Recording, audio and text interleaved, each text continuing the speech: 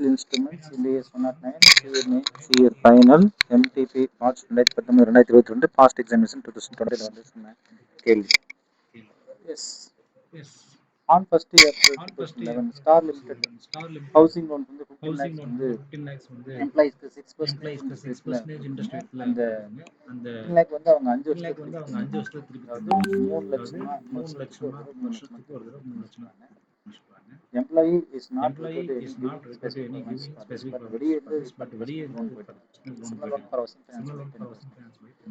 Accountant of the company has recognized the staff loan in balance sheet equal to the amount of housing loan disbursed is 15 lakh. The interest income of the year is recognized at the contracted rate in the statement of profit and loss account of 90,000. அவர் balance ஷீட்ல வந்து 15 லேக் போட்டுறப்பல இதே மாதிரி interest பார்க்கும்போது 90,000 போட்டுறாப்புல இவர் செஞ்சது சரியா அப்படின்னு கேட்டீங்கன்னா கேட்குறாங்க. Analyse whether account treatment is wrong. You have to give the advices of correct treatment of expenses and balance sheet amount with workings of your appropriate. So first of all இவர் போட்டது சரியா தப்பான்னு கேட்டா அதே மாதிரி இவருடைய பேலன்ஸ் ஷீட்ல வந்து இந்த லோன் அக்கௌண்ட் வந்து எப்படி லெஃப்ட் ஆகும்னு கேட்குறாங்க. சரி ஃபர்ஸ்ட் இவர் போட்ட சரியா தவறுன்னு கேட்டதுனால இவர் வந்து 15 லட்சத்துக்கு 6% 90,000 போட்டார். இதுவே ராங். ஏன் ராங் அப்படின்னு பார்த்தீங்கன்னா வெரி சிம்பிள். இவர் போட்டது எல்லாமே ராங். 15 lakh 90% போடலாமான்னு கேட்டா அது ஒரு சாதாரண நம்ம எப்போதுமே சிஎஃப்டிஎல் கான்செப்ட் நம்மளோட அனாலிசிஸே வேற மாதிரி.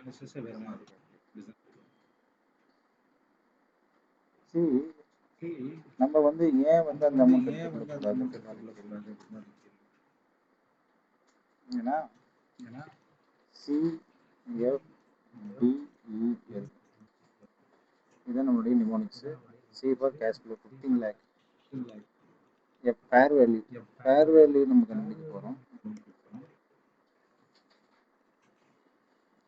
ஃபேர் வேல்யூ அப்படின்னு பார்த்தீங்கன்னா ஒன்று சிம்பிளாக எடுத்து கொடுத்துருக்கோம். ஒரு 13,63,000 சொல்லியிருப்பான். ஆனால் திஸ் இஸ் நாட் எக்ஸாக்ட். நீங்கள் வந்து கண்டுபிடிக்கிறதுக்கு ஒரு டேபிள் எடுத்துக்கிறேன். ஃபேர் வேல்யூ கண்டுபிடிக்கக்கூடிய டேபிள் தான். அது எப்படிங்க சார்னா இங்கே லெசன் 15 லட்சம் இன்ட்டு 6% போட்டால் 90,000 ரூபாய். அவன் வந்து ரீபேமெண்ட் எவ்வளோ தந்துடுவான் 3,90,000 தருவான். ஸோ மொத்த ரீபேமெண்ட் வந்து 3,90,000. அடுத்த வருஷத்துக்கு 15 லட்சத்தில் எவ்வளோ போயிருக்குன்னா ரீபேமெண்ட்டு 3 லட்சம் போயிருக்கும். இப்போ பேலன்ஸ் 12 லட்சம் தான் இருக்கும். அதுக்கு 6% 22,000 ப்ளஸ்ஸு ஒரு உங்கள் 3 lakh வந்து பிரின்சிபல் தராரு. அப்போ இந்த அமௌண்ட்டில் கரெக்டான டேட்டா எஸ் கரெக்ட். அதாவது 3,90,000 plus 3,72,000 plus 3,54,000 plus 3,36,000 plus 3,18,000. So 14,70,000 சொல்கிறீங்க. அதோடைய ப்ரெசன்ட் வேல்யூ எனக்கு என்னன்னு தெரியும். அப்போ ப்ரெசன்ட் வேல்யூ நம்ம கண்டுபிடிக்கும். ஸோ அதோடைய ப்ரெசன்ட் வேல்யூ 1/1.1 ஏன்னா அதுதான் market value. So this is also correct. 4 போட்டு 5 ஆச்சு. அப்போ 1/1.1 first year, second year, third year, fourth year, fifth இயருக்கு வந்து இவில் கெட் ஆன்சர்ஸ். ஸோ இப்போ 3,90,000 ஃபர்ஸ்ட் இயருக்கு போட்டால் இந்த ப்ரெசன்ட் வேல்யூ கிடைக்கும். இப்போ ப்ரெசன்ட் வேல்யூ கூட்டுத்தொகை வந்து பார்த்தீங்கன்னா 13,54,864. 13,54,864 சரியான விடை. அப்போ இங்கே தான் நம்ம ஆன்சர் ஸ்டார்ட் பண்ண போகிறோம். அப்போ இதுதான் வந்து லோன் அமோர்டைசேஷன் டேபிள் சொல்லுவாங்க. இந்த லோன் அமோர்டைசேஷன் டேபிள் வந்து 2011 இந்த 1/4/2011க்கு இங்கே ஸ்டார்ட் பண்ணுறோம். 13,54,864. அதுக்கு 13,54,864க்கு 10%. ஸோ 1,35,486. 3 ரீபேமெண்ட் பண்ணியிருக்காங்க. அது கழிச்சிடணும். ஸோ அப்படி பார்க்கும்போது ப்ளஸ் 1,35,864 13,54,864 மைனஸ் 3,90,000. ஸோ 11,350. இதுக்கு அதே மாதிரி 10% போட்டால் இல்லைங்களா 11,00,000 ப்ளஸ்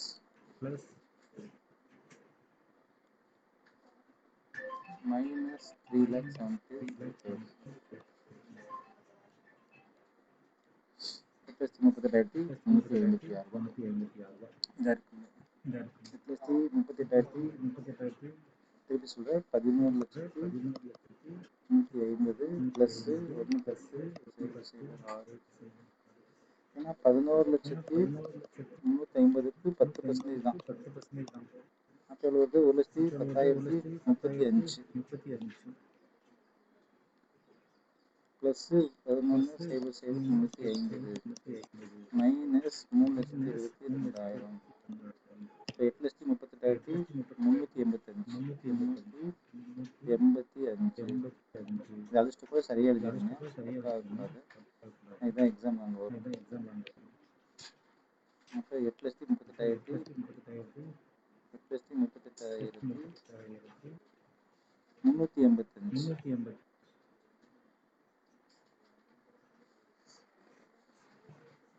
இதை நம்ம வந்து ப்ராஃபிட் அண்ட் லாஸ் அக்கௌண்ட் போடும்போது இன்கமாக ட்ரீட்மெண்ட் பண்ணுவாங்க. எக்ஸ்பென்சஸ் என்ன எடுத்துக்கு வரணும்னு தெரியல இல்லையா. இன்கம்ன்றது வந்து இவர் கொடுத்த வட்டி இல்லையா, இந்த அமௌண்ட் தான் வந்து 10% வாங்கணும். அதாவது 1,35,470. ஆனால் இவர் என்ன செஞ்சிட்டாரு, 90,000 ரூபா கொடுத்தாரு. இது வாங்கணும். அதான் கேள்வியே கேட்டு பண்ணுவாங்க. இவர் ரெகக்னைஸ் வந்து சரியான கேட்டால் தவறு சொல்லியிருப்பாங்க. Analysis whether account treatment made by accountant is in compliance with India's advice, correct treatment of single interest and other expenses in the financial statement. Along with workings, you are required to explain how loan should reflect in the balance sheet. அப்போ the interest income for the year recognized in the profit and loss account எவ்வளோ கொடுத்தாரு, ஒரு 90,000 கொடுத்தாரு. Actually 90,000 போட கூடாதுன்றதுக்கு தான் நீங்கள் இந்த profit போட்டுருக்கீங்க. So 90,000 என்பது சரியான விலை அல்ல. எந்த அமௌண்ட்டில் போட்டுக்கணும், 1,35,450 தான் ரெக்கக்னைஸ் பண்ணியிருக்கணும். சரிங்க சார். இப்போ இனிஷியல் ரெக்கக்னேஷன் அவர் என்ன பண்ணியிருக்கணும், இனிஷியல் ரெக்கக்னேஷனில் அவர் பார்த்தீங்கன்னா லோன் டு எம்ப்ளாயீஸ் அக்கௌண்ட் 13,54,864 ரூபா, டு பேங்க்ல 15 லட்சம். ஸோ டிஃப்ரென்ஸ் வந்து அவருடைய எம்ப்ளாயி ப்ரீபெய்டு எக்ஸ்பென்சஸ். ஏன் ப்ரீபெய்டு எக்ஸ்பென்சஸ், அதாவது 5 வருஷத்துக்கு இவங்க பெனிஃபிட் தர போகிறாங்க. ஏன்னா நம்ம படிச்சப்போ சிஎஃப்டிஎல் கேஷ் வட்டிக்கு அப்புறம் ஃபேர் வேல்யூ வந்து 1,05,54,000. டிஃபரன்ஸ் வந்து என்னவா தான் காமிக்கணும், நம்ம ப்ரீபெய்டு எக்ஸ்பென்சஸ் வந்து நம்ம காமிக்க முடியும். அப்புறம் லோன் அமௌண்டேஷன் இதுக்காக இந்த பர்சன்டேஜ் கண்டுபிடிக்கும். இந்த 1,45,000 வந்து 5 இயர்ஸ் நம்ம ரேட் ஆஃப் 5 இயர்ஸ் தான் இந்த கம்பெனி பெனிஃபிட் பண்ணிருக்காங்க. 5 இயர்ஸ் தான் பெனிஃபிட். அப்போ இந்த எம்ப்ளாயி பெனிஃபிட் 5 இயர்ஸ். அப்போ 1,35,486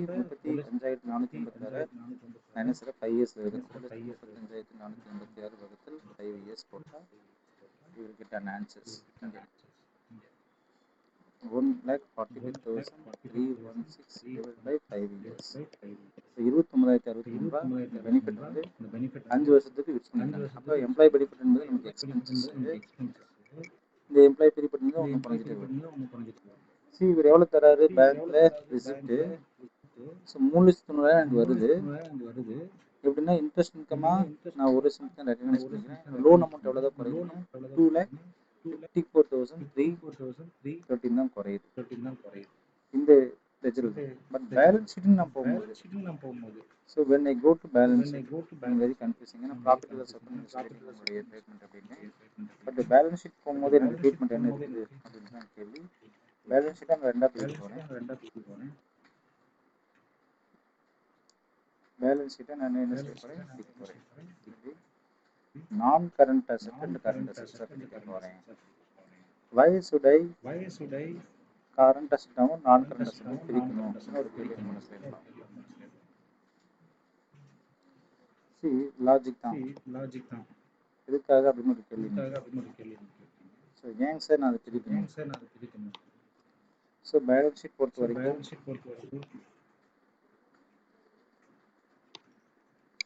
இந்த லோன் அமௌண்டேஷன் டேபிள் பார்த்துருக்கீங்க. ரொம்ப ஈஸியான concept sir. 13,00,000 54,864 13,54,864 into 10%, 3,35,486 plus 13,54,864 plus minus என்ன பண்ணும் minus 3,90,000 ஏன்னா அந்த மட்டும் தான் திருப்பி தராங்க 3,90,000 அப்ப கழிச்சுட்டா what is my gap 11,350 தான் இருக்கும் ஸோ இதுதான் என்னோட பேலன்ஸ் ஷீட்ல வந்து கரெக்ட் எஸ் அப்சல்யூட்லி அப்போ 31st 3/2012 அன்னைக்கு நான் அந்த ஃபிகர் தான் கொண்டு வந்து ஆனால் இந்த 11,350ன்றது நான் போட்ட அதை நான் பைஃபர்கேட் பண்ணி தான் what is my financial assets and what is my current assets அப்போ திருப்பி நான் அடுத்த வருஷத்துக்கு அப்போ 11,350 into 10%. 350 into 10%. 1/10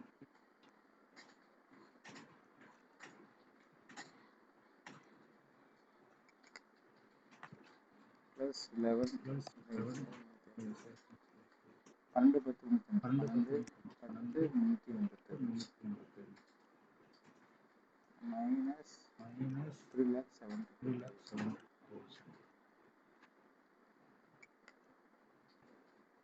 3,72,000 அப்போ 8,08,385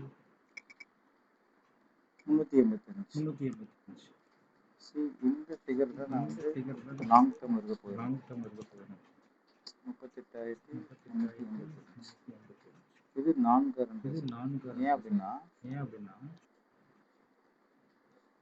பிகாஸ் இது லாங் டேர்ம்ல வரும் இப்போ வாட் இஸ் பேலன்ஸ் 11,0350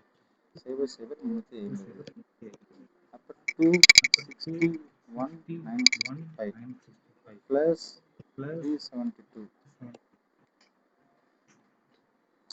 அதாவது 3,72,200 நான் இந்த 1,10,35 கழிச்சுட்டா வரப்போகுது 261